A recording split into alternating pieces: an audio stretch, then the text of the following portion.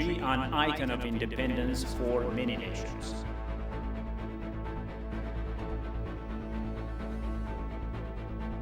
And migrant deaths in the Mediterranean said to mark failings in the European Union's policy.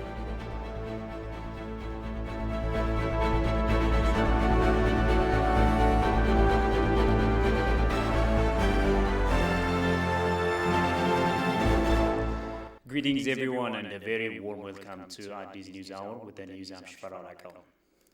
The House of People's Representatives in its 13th regular session held today has scrutinized and approved the resolution passed by the Council of Ministers last week to designate Shene and TPLF as terrorist organizations unanimously. The Parliament has also discussed various other issues.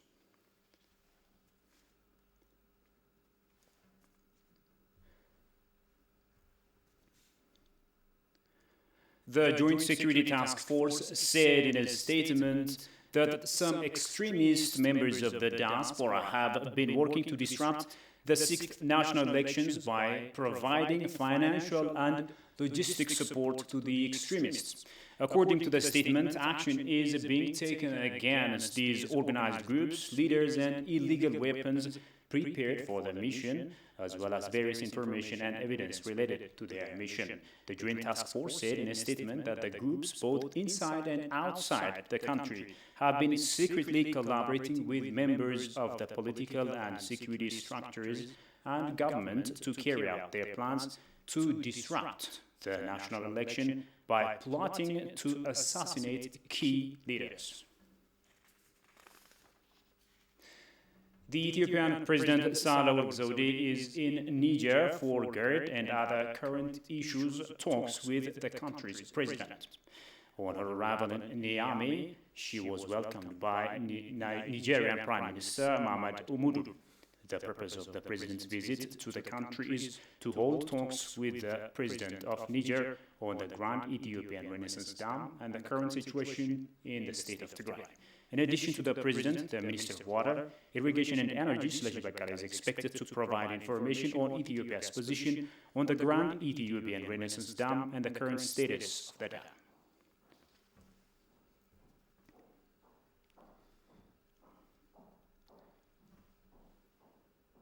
Now, moving on, Ethiopians who have never lost a battle in history will always win any war waged against them as long as they stand united and remain vigilant. This was disclosed at the 80th anniversary of Patriots' Victory Day, which was vibrantly marked yesterday here in the capital, Addis Ababa. The story is presented as follows.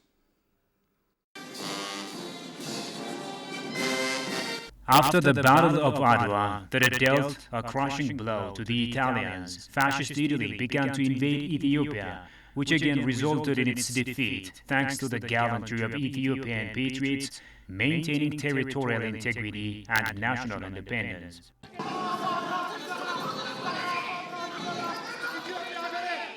The 80th anniversary of Patriots' Victory Day was vibrantly marked in Addis Ababa, commemorating this victory.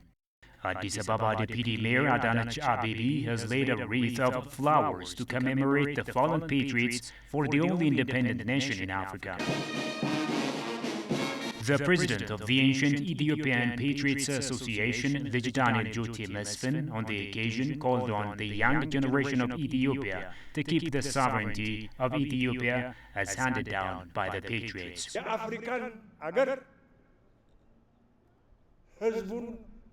It is your forefathers and foremothers' sacrifice, bravery, and determination that have helped set free the continent of Africa from the yoke of slavery and colonial rule.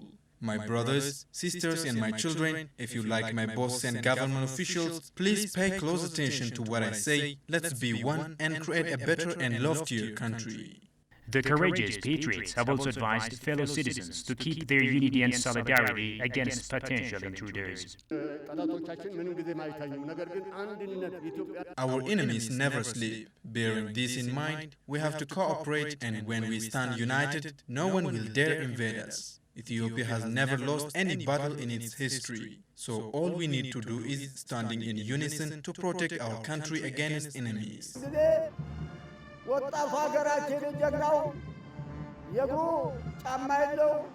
I remember the indomitable young Ethiopians who never cared about wearing shoes or caps for that matter, bravely chasing the surrounding enemies with their swords. Our enemies are currently scattering seeds of racism among us and trying to wound Ethiopia. Ethiopia will not tolerate such provocation. The Deputy Mayor of Addis Ababa has advised the current generation to preserve the courage of the victory of the patriots and stand united to defend national interests. In another development, historians say Italy's attempt to invade Ethiopia failed after the victory of Adwa, thanks to their united efforts. Now, Ethiopians must strengthen their unity to end the false propaganda being spread by foreign powers. Although the Italian army committed atrocities at the time, Ethiopians were able to uphold their sovereignty and dignity with concerted efforts. Goshuman Sel tells you more on that. After the invading Italian army defeat by patriots in the Battle of Adwa, 40 years later the First Army came to invade Ethiopia, but the invader rooted out by indomitable forefathers. Ethiopians from all walks of life were fighting the well-armed Italian troops in sword and backward weapons. Even though the Italian army used chemical bombs, Ethiopian patriots did not see the attack crossing their hands, rather they fought bravely without fear. Ethiopians paid huge sacrifice in Maijo in northern Ethiopia. Although the Italian army committed atrocities at the time, Ethiopians were able to uphold their sovereignty and dignity with concerted efforts, the historian explained. Despite the Italian army committed heinous attack at the time, the army were unable to break the people's morale. The Italians who were unable to resist Ethiopians' infantry were supported by poisonous gases. Finally, the Italian army began killing the cattle because they believed that Ethiopians will get starved and stop fighting. But the people moved the cattle to the forest and burrows.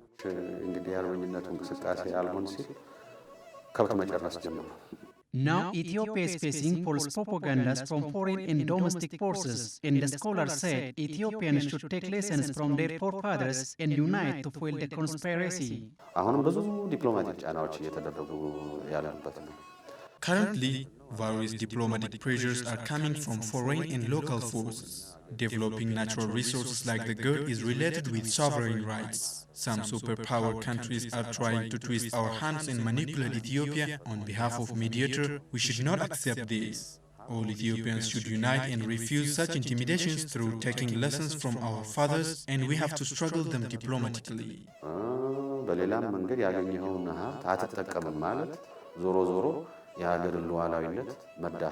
The 80th anniversary of the Patriots' Victory Day has been celebrated colorfully on Wednesday.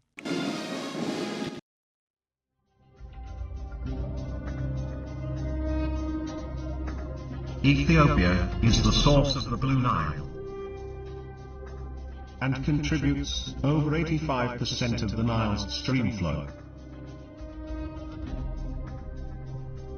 To this day, Egypt and Sudan are using 100% of the water, sticking to their 1959 colonial agreement between them.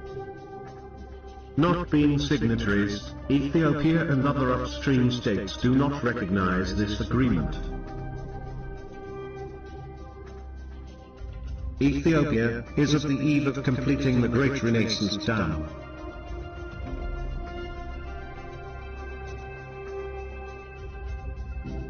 Costing over $5 billion that is being paid by ordinary Ethiopians.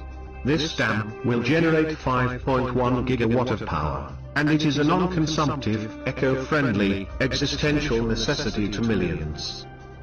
The three countries have been in dispute over the construction, filling and operation of this dam. Even thought this dam provides major benefits to Sudan and Egypt in terms of reducing evaporation loss, silt, sedimentation and unexpected flood.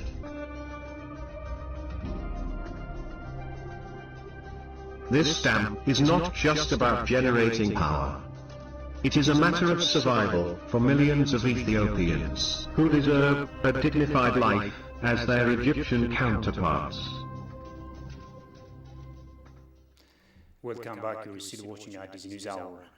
The newly ambassador of Ethiopia to Turkey, Adam Mohammed, has presented his letter of credence to President Recep Tayyip Erdogan at the presidential complex in Ankara. President Erdogan underlined that the great importance his country attaches to its relationship with Ethiopia.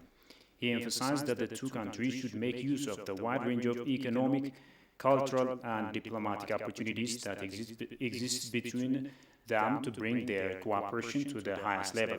Ambassador Adam, on his part, lauded the strategic partnership that exists between Ethiopia and Turkey, and he expressed his readiness to further consolidate the excellent bilateral partnership of the two countries.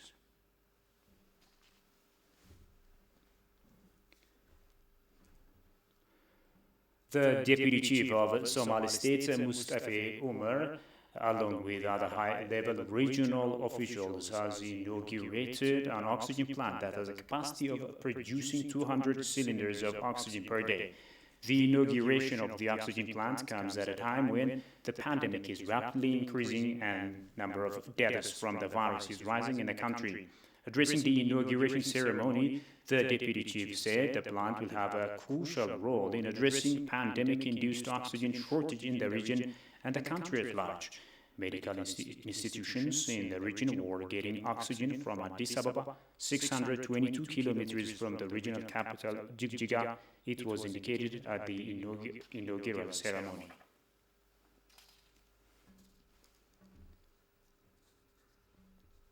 Now, the United Nations Educational, Scientific and Cultural Organization, UNESCO, has recognized Ethiopia's achievements in adopting a new media law as a tool to ensure freedom of expression.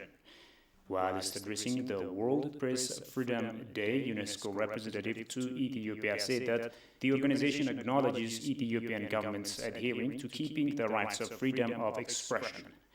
It also initiated wide-range reforms such as legal, media, law, and others. 2 years ago, Ethiopia was chosen to host a global conference on the media in Addis Ababa, a partnership with African Union and the UNESCO.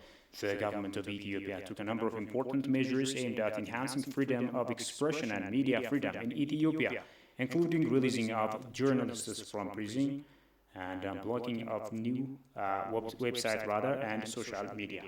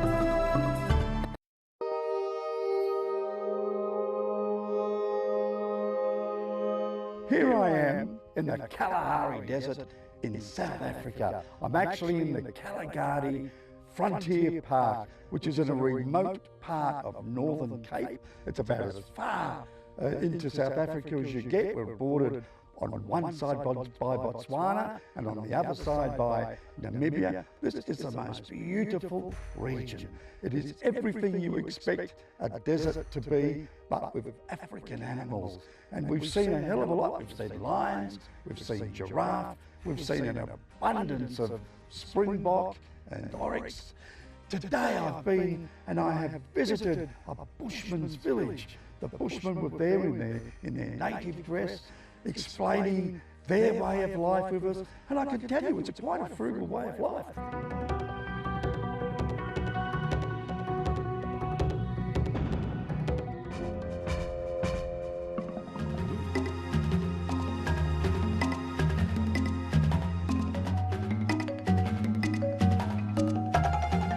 And their lifestyle may be simple, but it seems to be that they're very, very happy people.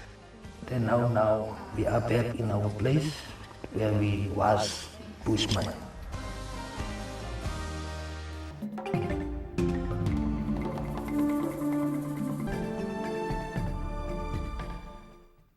And finally, in our continental news, various Africans die in the most horrible migrant tragedy trying to reach Europe's shores. The European Union's border agency didn't respond to their attempt for safe arrival, and more than 20,000 migrants or asylum seekers have perished since 2014 and has renewed accusations that European countries are failing to sufficiently help migrant boats in trouble. Kasam Chan has more on that from Africa News.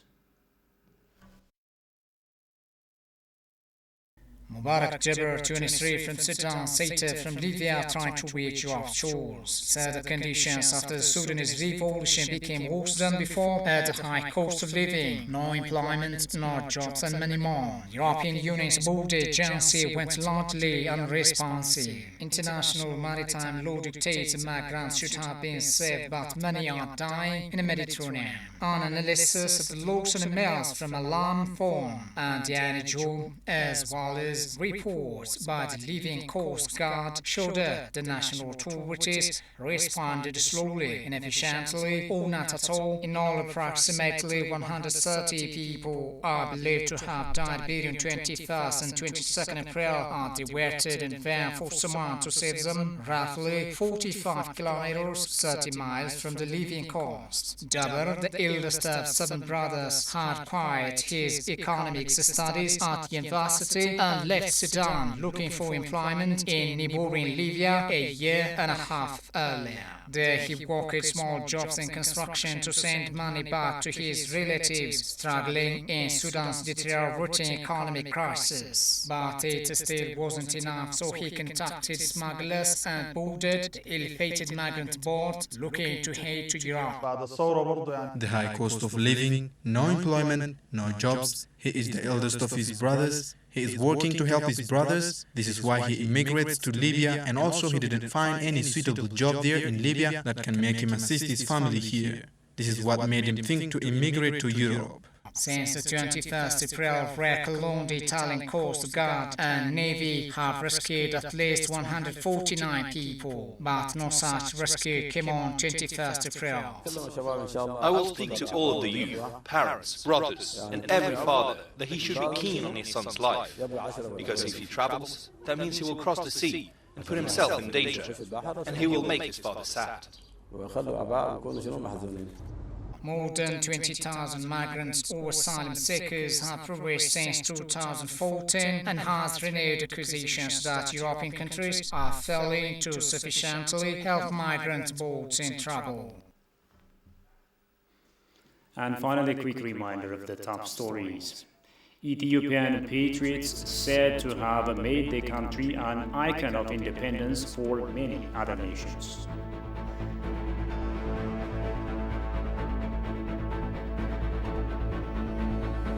And migrant deaths in the Mediterranean said to mark failings in European Union's policy.